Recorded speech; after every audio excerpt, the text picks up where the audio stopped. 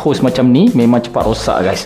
Ok, kau tengok aku pakai, nampak dia dah leaking dah. Dia keluar air dekat situ, and then tak best lah.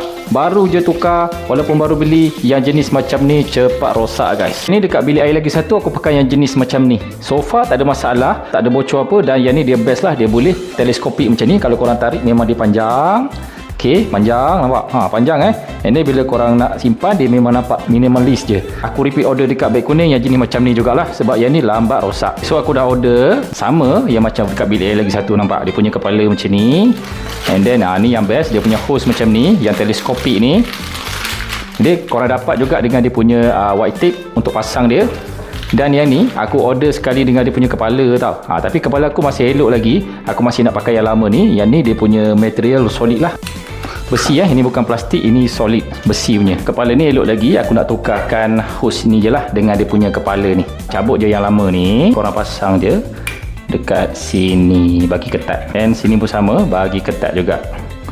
Senang kan? Ini korang test dia punya pressure. Memang mantap guys. Sangat-sangat kecil, kemas dia tak terjojol banyak lah, nampak? Yang ni dia minimalis je. Kalau korang tarik, dia memang panjang. So kalau korang nak beli, korang boleh tekan je dekat beg kuning ke bawah.